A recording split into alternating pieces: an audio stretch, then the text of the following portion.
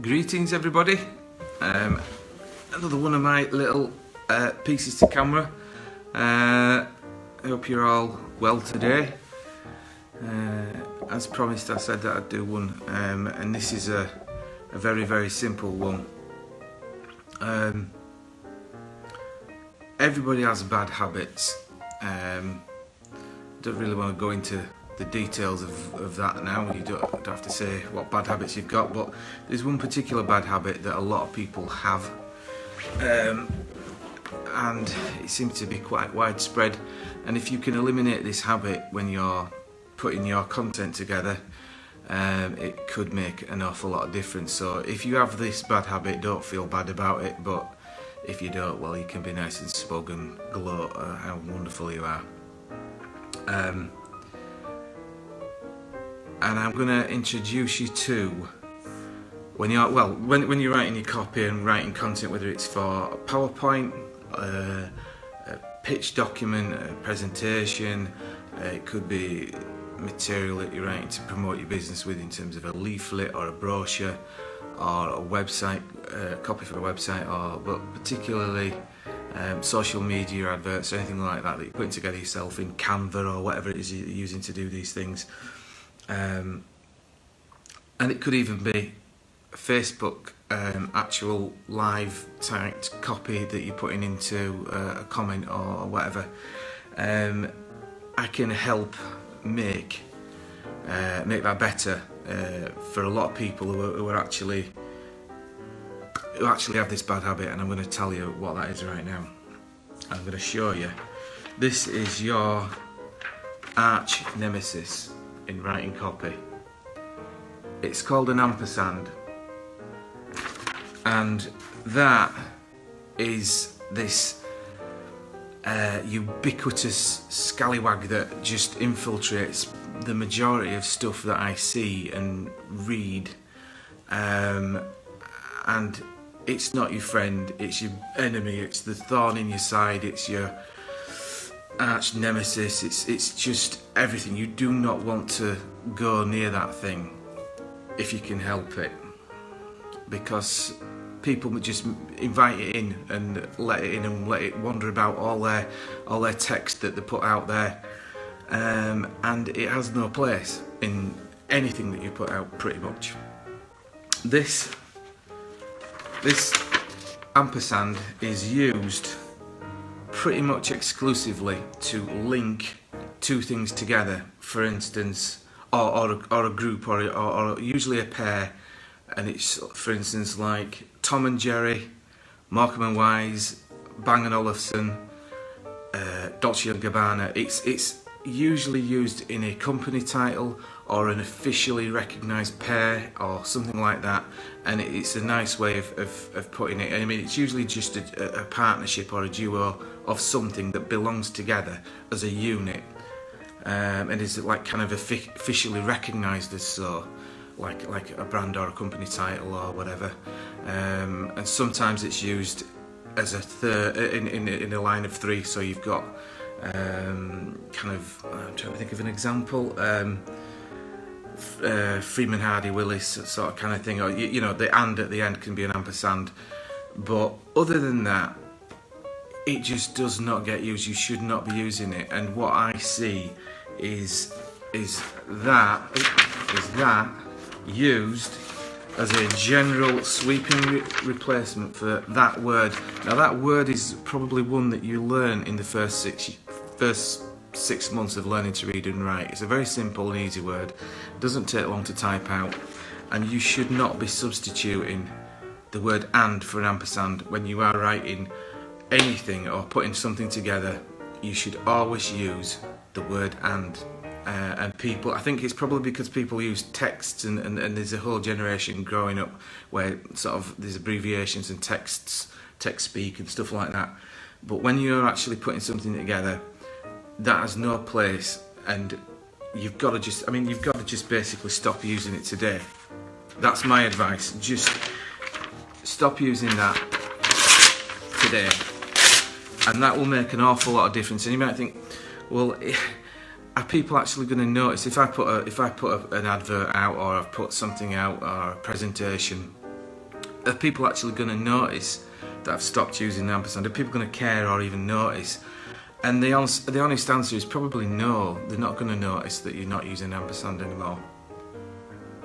But they will notice that there's something a little bit different about what you've put out, and they won't be able to put the finger on it. They won't be able to, because it is a very, like a lot of these tiny little improvements you can make, they are very subtle but very powerful, because it works with the subconscious mind, and it's sort of subliminal. They'll think that there's something different and something better about the material that you've put out, the content that you've put out, because it's just like how a professional copywriter would supply it. They would not use the ampersands just littered about as a shortcut like people use it.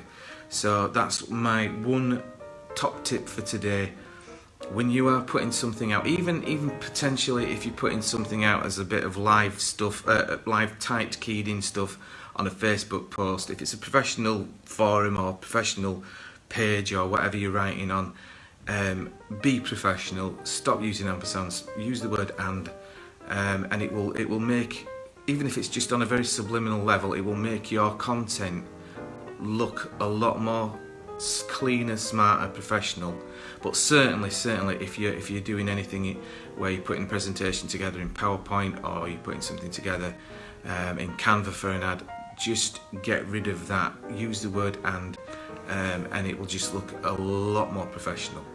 So hello Brian, nice to see you. Good that you're watching. If there's anybody else out there that wants to make any comments, I mean, there may be people, as I always say, that everybody has got their own opinion and their own ideas about this, and I'm sure there's a lot of people might disagree, and that's absolutely fair enough. But I certainly stick to these principles, and they tend to do all right. So I will love you and leave you, and have a great day and be kind. Greetings, I hope you're all okay. I hope you've had a good day. Here I am again. It's been a rather interesting day for me. Thanks for all your comments on my recent ampersand gate controversial post. I hope you found some value in it, even if you didn't agree with it. So anyway, but thanks very much for that, and I hope you continue to enjoy or get some sort of stimulus from what I'm doing here. And I've got another one. This one, another little quick one. When you're getting your brand elements done by a designer, they will no doubt supply you with these elements to use going forward. Hopefully that's the case. They're not going to be mean and not give you anything to work with. I certainly would make sure that you get kind of a full package of stuff to use going forwards, and kind of to look after and use for your, because they're yours to use. And sometimes clients, if I need to get those off of other people that have had them done for them, they don't actually have them.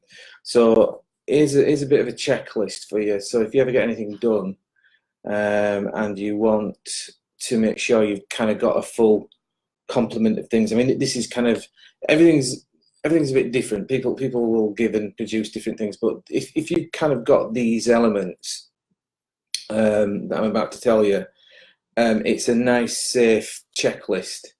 And if you ask your designer at the time of producing your material, if you ask them at the time or even before, as part of the agreement and the contract, that you will have these, then it kind of covers the bases of what you may require in terms of your key brand elements. And I'm really talking about your logo now, because there's lots of brand elements, backgrounds and colours and all sorts of stuff. But I'm thinking about the main key assets that is the foundation of your corporate identity, i.e. your logo. And for most SMEs, that's pretty much the primary principal element that they're going to need going forwards. So firstly, you will need a vector file. Now, not everybody has one of these. Not everybody, I think it's possibly because of the way that they have their stuff created. They may be done purely in Photoshop or whatever, but ideally you really need a vector file for your brand identity, your logo, your symbol, your brand mark, whatever, you know, whatever your focus, your main asset, we call them assets, whatever your main thing needs to be supplied, at least a workable version as a vector logo. And what that means is it's to put it as simply as I can, it's a version that's a very sharp, straight outline of a shape, like your symbol, your logo, and if it's got type, preferably that will be outlined, so it's all outlined. And with a file like that, you are able to, well, a designer, if it's given to someone else or whatever, they're able to scale that up to the size of a barn door without any loss of quality. It's sharp, it's, you know, absolutely pin sharp. There's no, it's not a photograph, it's an actual outline that can be kind of blown up and worked with and coloured in, and there's huge amount of flexibility with it. So priority number one is have you got a vector version of your logo as print ready artwork? Now the issue with this is that vector artwork will be done in probably Adobe Illustrator, and depending on how it's done, there are limitations as to, you know, you're never going to get it absolutely photographically like a photograph if there's a lot of subtleties and shading and stuff like that. There's a lot you can do, but there's a certain bit where you can't actually do it with a vector file, and that's where you need an image file. And I would ask for an image file as well. And plus, if you're working online and working in your internal packages, Microsoft Office and stuff like that, you'll want an image file. And also, thirdly, you want a one color version, which some people will think, you know, you're crazy, you don't want to. But I would always ask a designer to give me a one color vector version of my brand mark or symbol, because it's very, very, rather than asking them to do it again at a later date, because there will be a chance it may be required for something or other, it's better that you've got a spread. So to summarize, an image file, which would be a JPEG, PNG, TIFF, PSD, one or the other, or any combination of those, but at least have a JPEG or something like that. So you've got an image file, high-res JPEG of your logo, brand mark, whatever your main thing. Always have a vector file, which would be a .ai file, or a vector EPS, or a vector PDF. Now, not all EPSs and PDFs are vector. You must state that. You need a vector file. Now, that will probably be a simpler version of the image file. Quite often, if it would be a more rationalized, simple, flat color version, possibly. It depends on the design. And I would always ask, thirdly, for a simple black line art version. And why you need all these versions, because not all logos and files are done are used in the same way. What's used on a website is not necessarily the kind of file that's used on a website. It's not necessarily the kind of file you'd want to supply to somebody who was embroidering a logo on a polo shirt, or who's doing a cut vinyl for the side of your van. A little tiny little PNG image file is not a good start. You want a nice scalable vector version. So that's my advice. What I'm going to do, I mean, the reason I'm doing this is because Tracy, who's a good friend of mine, who's Richard McCann's PA asked me for a file today. They were doing a mug or something like that, and they needed a particular type of file, and it was a good prompt to think. I could get this message out and help people understand why you need these different file formats. So yeah, make sure you get a decent spread of file formats from your designer when you're actually best getting it done when you get the job done initially, and agree of what they're going to supply you, and hopefully they're not going to kind of hold all the cards and just keep everything and not let you have anything. There's certain things that a designer will quite rightly probably maintain and control, but I personally don't believe it should be certainly the main core bits and pieces to use and distribute to other people, or use yourself in your own projects. And it's nice. I always supply almost kind of like a pack, like a folder with all the stuff in, not a literal one, a digital one, and that has a good spread of assets and file formats so that they can use them to work with. So I hope that's been of some use. And what I'm going to do is I'm going to supply a little JPEG in the comments section that you might want to have a look at. And like I say, it's not the only way and the only definitive list. There's lots of other file formats, and it can go a lot deeper than this. But as a very general, like I'm doing this in terms of SMEs who probably don't have the knowledge and know-how about a lot of these files and probably don't get it. I'm trying to keep this really simple. So if there's any designers out there who kind of think, well, that's not exactly right, well, I'm trying to do it in as much as I can for everybody's benefit, in layman terms. And if you follow that little format that I'm going to pop down in the comments, you kind of just get as an SME wanting some stuff, you probably can't do really wrong with it. So there you go. So have a good evening and be kind, and I'll see you next time. Hello. I've been having a few technical problems with this. I don't know why. It's kept freezing. Is anybody there? Hello. Another little quick one. Often one of the things, the little snags that I come up against when working and putting things together for print for people is people's perception of size with images, and what they might consider as high-res images may not be suitable when it comes to actually getting something printed. High-res is a bit of a funny term anyway, because it all depends on how big you're actually printing these things, because people might regard something as high resolution, and yet it's only high resolution when it's like that big. So it's all about perspective, really. If you're supplying an image and it's for used on the web, it's drastically different in terms of the pixel dimensions to what it would be if you need to print it commercially.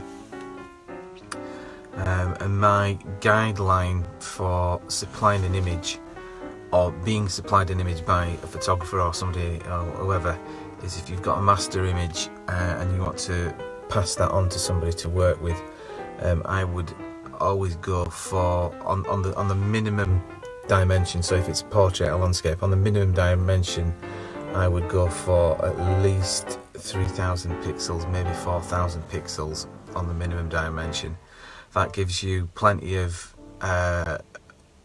image and size to play with if you were doing something like an A4 printed document or something like that. So the rough rule of thumb is if your smallest dimension on your image that you're given, and the ways of finding that out, I'm not quite sure on a PC, but on a Mac, you click onto the icon of the file and go get info, and it will tell you the information about that particular file. It'll give you the size of that particular file in pixels.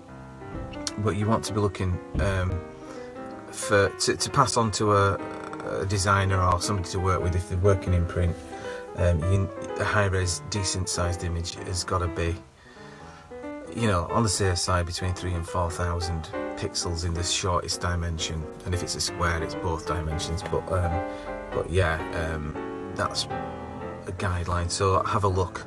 So when somebody gives you a picture and think, oh, this'll do, and pass it on, and you want it to go on like a full-page picture on a brochure or something like that, or on a big press ad or something that you want to be putting out, if it's going to be printed, it needs to be 3,000 to 4,000 on your kind of A series, like A4, A3, A2 is still going a bit big then. But if you're getting anything that's handleable and manageable, that's printed out, get it a decent size, because it's a fraction of that if you need it on the web. And you can scale things down. If you get a good sized image and you want to scale it down to use on a website, that's easy, but you can't really do it, certainly not properly, scaling things up when they're already too small. So I hope that's of some benefit, and have a good day and be kind. See you soon.